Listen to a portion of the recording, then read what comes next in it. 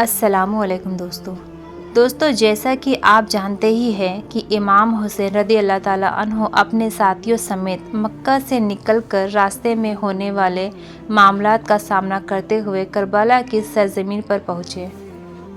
اس کے بعد آگے آپ سنیں۔ جب آپ کربلا پہنچے تو یہ محرم 61 ہجری کی 2 تاریخ جمعرات کا دن تھا۔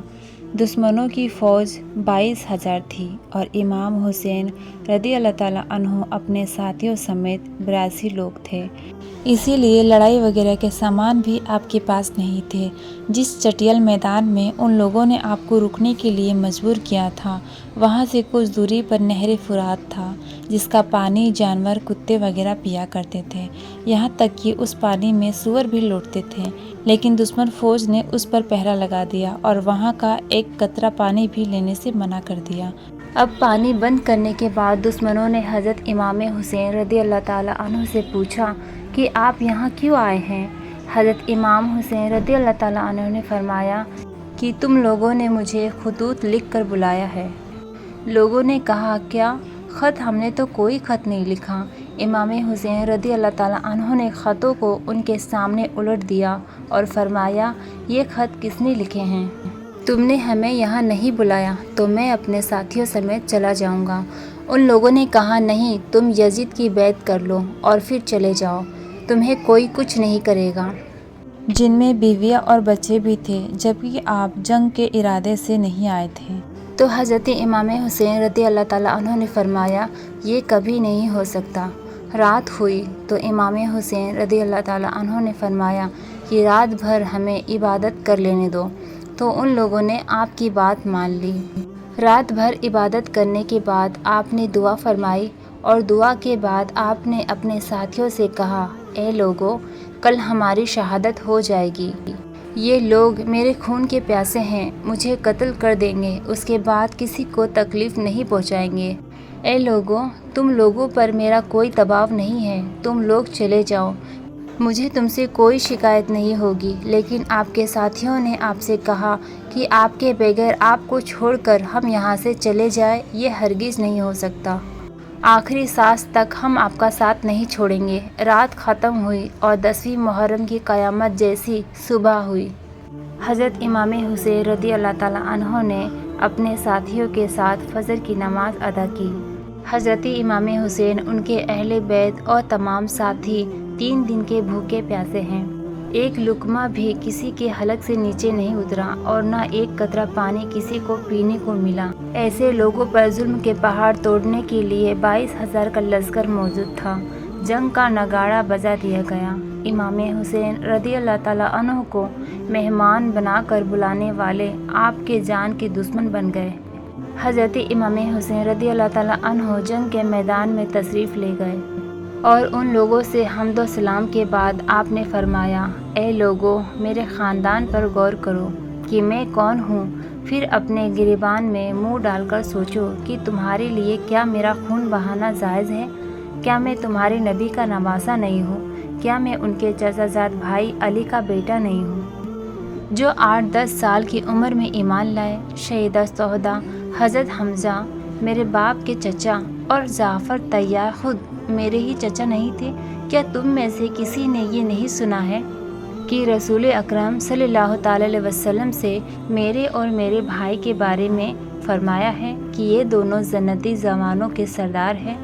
اگر تم میری بات کو سچ سمجھتے ہو، اور حقیقت میں وہ سچی ہے، اسی لیے کہ میں کبھی جھوٹ نہیں بولتا، اور اگر تم میری بات جھوٹی سمجھتے ہو تو اب بھی اسلامی دنیا میں جابر بن عبداللہ انصاری، ابو سعید خدری اور انس بن مالک وغیرہ موجود ہے۔ ان سے پوچھ لو، کیا یہ حدیث تمہیں میرا خون بہانے سے روکنے کے لیے کافی نہیں ہے؟ اے لوگو، اگر تمہیں اس حدیث میں شک ہے تو کیا اس میں شبہ ہے کہ میں تمہارے رسول کا نواسہ نہیں ہوں؟ خدا کی قسم، پورب سے لے کر پچھم تک پوری دنیا میں میرے سوا کوئی بھی نبی کا نواسہ موجود نہیں ہے، نہ تم میں اور نہ تمہارے سوا دوسری قوموں میں، اور میں تو خود تمہارے ہی نبی کا نواسہ ہوں۔ ذرا غور کرو کہ میرے قتل کے لیے تم کیسے تیار ہو گئے۔ کیا میں نے کسی کو قتل کیا ہے، کسی کا مال ہلاک کیا ہے یا کسی کو زخمی کیا ہے؟ جس کا بدلہ تم مجھ سے چاہتے ہو۔ جب دشمن فوج نے کوئی جواب نہیں دیا تو آپ نے پکار کر کہا، اے سبیس بن ربیع، اے عزار بن ابزر، اے قیس بن اساس، اے یزید بن حارث، کیا تم لوگوں نے خط لکھ کر مجھے نہیں بلایا تھا؟ انہوں نے کہا، ہم نے کوئی خط آپ کو نہیں لکھا تھا۔ آپ نے فرمایا، تم لوگوں نے نہیں لکھا تھا، تم لوگوں نے ضرور لکھا تھا۔ اچھا مان لو کہ تم نے نہیں لکھا تھا اور تم نہیں چاہتے کہ میں ادھر آؤں تو مجھے چھوڑ دو تاکہ میں کسی ایسی جگہ چلا جاؤں جہاں امن امان کی زندگی گزار سکوں۔ قیس بن اساس نے کہا، آپ ابن زیاد کے سامنے سر جھکا دیں، پھر آپ کے ساتھ کوئی برا سلوک نہیں ہوگا۔ آپ نے فرمایا، تم ایسا کیوں نہیں کہو گے؟ تم محمد بن اساسی کے بھائی تو ہو، کیا تمہارے لیے یہ کافی نہیں کہ مسلم بن عقیل کے خون کی ذمہ داری تم پر ہے؟ خدا کی قسم، میں ذلت کے ساتھ تمہارے ہاتھ میں اپنا ہاتھ ہرگز نہیں دوں گا اور نہ غلاموں کی طرح تمہاری حکومت مانوں گا۔ امام حسین رضی اللہ تعالیٰ عنہ جانتے تھے کہ یہ لوگ آپ کی بات نہیں مانیں گے، لیکن آپ نے اپنا فرض پورا کیا۔ جب عمر بن سعد جنگ شروع کرنے کے لیے آگے بڑھا تو حور بن یزید نے اس سے کہا، خدا تیرا بھلا کرے، کیا تو واقعی ان سے جنگ کرے گا؟ ابن سعد نے کہا، ہاں، خدا کی قسم، اور ایسی جنگ کہ جس میں سروں کی بارش ہوگی اور ہاتھ کٹ کر زمین پر گریں گے۔ حور نے کہا، ابھی جو انہوں نے اتنی باتیں بتائی ان میں سے کسی بھی بات کو تم لوگ نہیں مانو گے؟ اس نے کہا، خدا کی قسم، اگر میرے بس میں ہوتا تو میں ضرور مانتا، مگر کیا کروں، تمہارا حاکم نہیں مانتا۔ اور یہ سن کر وہ وہاں سے ہٹ گیا اور نواسہ رسول سے جنگ کرنے کے بارے میں سوچ کر اس کے بدن پر کپکپی شروع ہو گئی اور چہرے پر پریشانی کے آثار دکھنے لگے۔ تو اسی قبیلے کے ایک شخص نے کہا، حور، یہ تمہاری کیا حالت ہے؟ تم اس طرح کیوں ڈرے ہوئے ہو؟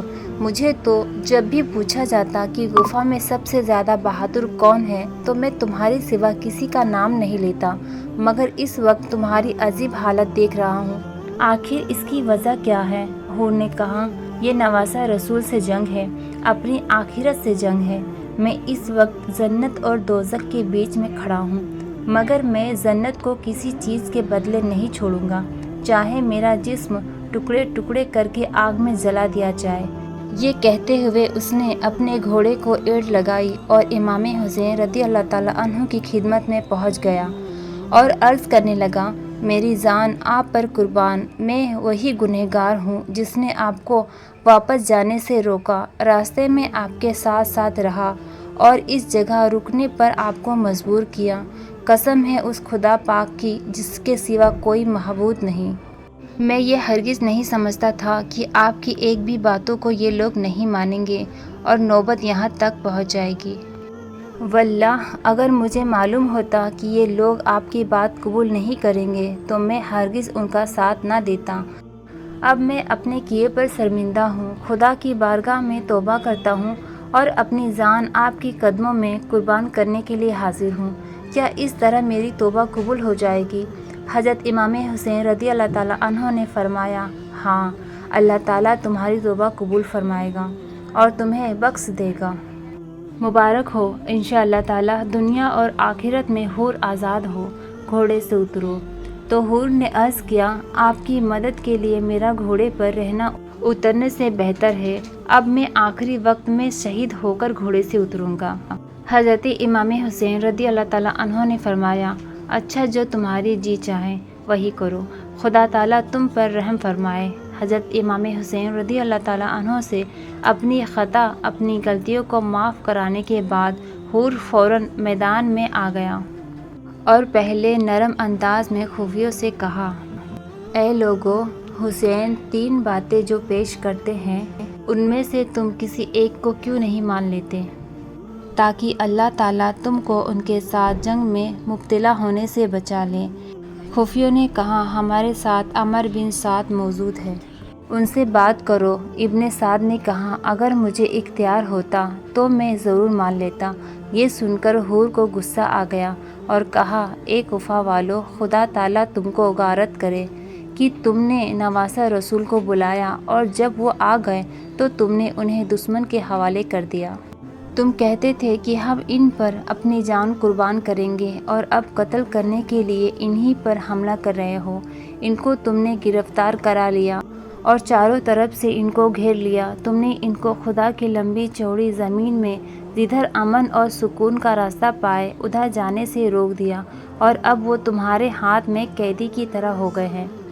تم نے ان کو ان کا گھر چھوڑنے پر مجبور کیا۔ تم نے ان کے بچوں کو اور ان کے ساتھیوں کو دریائے فرات سے اس بہتے ہوئے پانی سے روک دیا جسے یہودی، نصرانی اور مجوس تک پیتے ہیں، بلکہ کتے اور سور بھی اس پانی میں لوٹتے ہیں، مگر اسی پانی کے لیے حسین اور ان کے اہل و عیال تڑپ رہے ہیں۔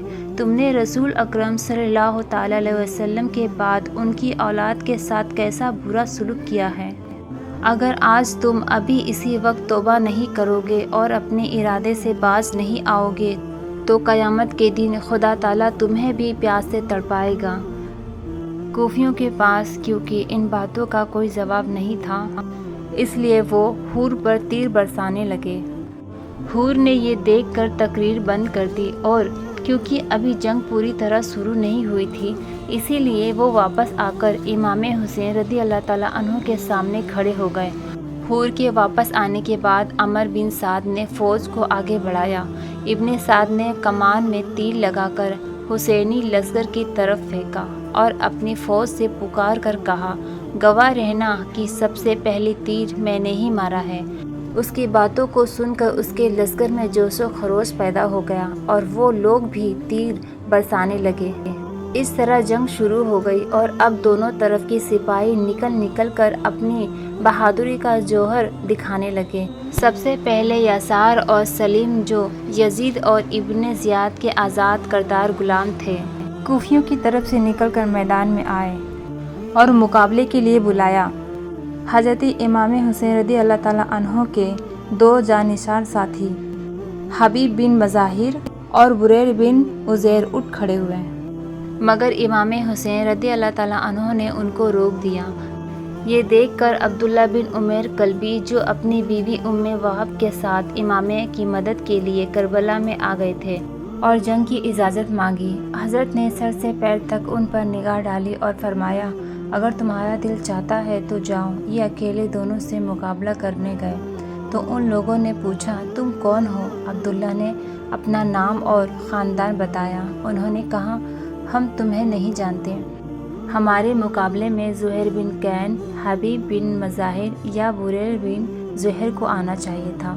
یسار اس وقت شامل سے آگے بڑھا ہوا تھا۔ عبداللہ نے کہا، او فائشہ کے بیٹے، تم مجھ سے لڑنے میں بے عزتی سمجھتا ہے؟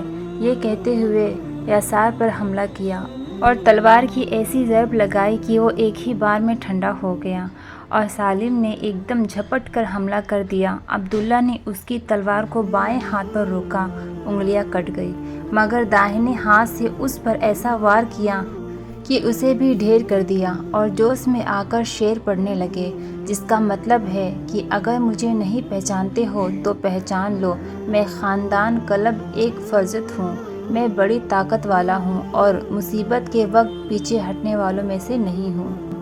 عبداللہ کی بیوی کو اپنے شوہر کی بہادری دیکھ کر جوش آ گیا، خیمہ کی ایک چوب ہاتھ میں لی اور آگے بڑھ کر کہا، میرے ماں باپ تم پر قربان، نواسہ رسول کی طرف سے لڑتے جاؤ۔ وہ اپنی بیوی کے پاس آئے اور چاہا کہ انہیں خیمہ میں پہنچا دے، مگر وہ ماننے والی نہیں تھی۔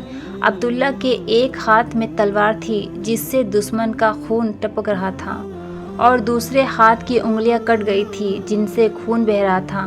پھر بھی انہوں نے پوری طاقت کے ساتھ بیوی کو واپس کرنا چاہا، مگر جوش میں بھری ہوئی خاتون نے اپنا ہاتھ عبداللہ سے جڑا لیا اور کہا، میں تمہارا ساتھ ہرگز نہیں چھوڑوں گی، تمہارے ساتھ میں بھی جان دوں گی۔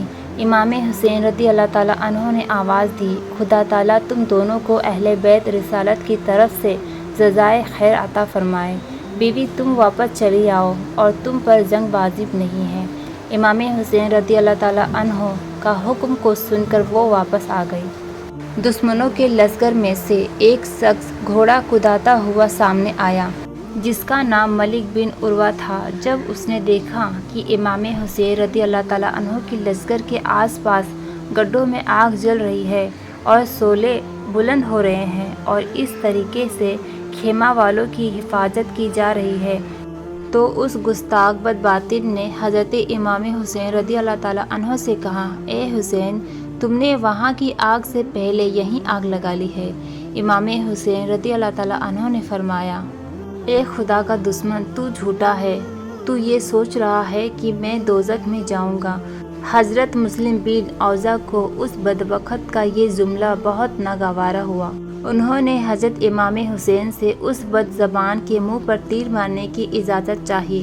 آپ نے انہیں اجازت نہیں دی، مگر خدا تعالیٰ کی بارگاہ میں ہاتھ اٹھا کر دعا کی، یا الہ عالمین، عذاب نار سے پہلے اس گستاخ کو دنیا کے اندر آگ میں عذاب میں مبتلا فرما۔ امام کا ہاتھ اٹھنا تھا کہ اس کے گھوڑے کا پاؤں ایک سوراخ میں گیا اور وہ گھوڑے سے گر گیا۔ اس کا پاؤں رکاب میں الجھا، گھوڑا اسے لے کر بھاگا اور آگ کے گڈھے میں ڈال دیا۔ حضرت امام حسین رضی اللہ تعالیٰ عنہ نے سجدہ شکر کیا۔ آپ نے پروردگار کی حمد و ثنا کی اور عرض کیا، اے پروردگار، تیرا شکر ہے کہ تو نے اہل بیت رسالت کے بعد خوا کو سزا دی۔ حضرت امام حسین رضی اللہ تعالیٰ عنہ کی زبان سے یہ جملہ سن کر دشمنوں کی لائن میں سے ایک اور بے باک نے کہا، آپ کو پیغمبر خدا صلی اللہ تعالیٰ علیہ وسلم میں سے کیا نسبت؟ یہ کلمہ تو امام حسین رضی اللہ تعالیٰ عنہ کے لیے بہت ہی تکلیف دیتا ہے۔ آپ نے بارگاہ خداوندی میں عرض کیا، اے اللہ، اس بد زبان کو فوراً ذلت میں گرفتار کر۔ حضرت امام حسین رضی اللہ تعالیٰ عنہ نے یہ دعا فرمائی اور اس کو قضائے حاجت کی ضرورت پیش آئی۔ وہ گھوڑے سے اتر کر ایک طرف بھاگا اور کسی جگہ قضا حاجت کے لیے برہنہ ہو کر بیٹھا۔ ایک سیاہ بچھو نے ڈنک مارا تو نجاست آلودہ تڑپتا پھرتا تھا۔ اس رسوائی کے ساتھ پورے لشکر کے سامنے اس ناپاک کی جان نکلی، مگر بے شرم کو غیرت نہ ہوئی، اور ایک مجلی نے امام حسین رضی اللہ تعالیٰ عنہ کے سامنے آ کر کہا، اے امام، دیکھو تو دریائے فرات کیسے موجیں مار رہا ہے۔ خدا کی قسم کھا کر کہتا ہوں، تمہیں اس کا ایک قطرہ نہ ملے گا اور تم پیاسے ہلاک ہو جاؤ گے۔ حضرت امام حسین رضی اللہ تعالیٰ عنہ نے اس کے حق میں فرمایا، یا رب، اس کو پیاسا مار۔ آپ کا یہ فرمان تھا کہ مجنی کا گھوڑا چمکا، مجنی گرا، گھوڑا بھاگا اور مجنی پکڑنے کے لیے اس کے پیچھے دوڑا، اور اس کو ایسی پیاس لگی کہ العطش العطش پکارتا تھا کہ اس کو ایسی پیاس لگی، اور جب پانی اس کے منہ سے لگاتے تھے تو ایک قطرہ نہیں پی سکتا تھا، یہاں تک کہ اسی پیاس کی شدت میں وہ مر گیا۔ دوستو، امید کرتی ہوں کہ آپ کو ہماری یہ ویڈیو پسند آئی ہوگی۔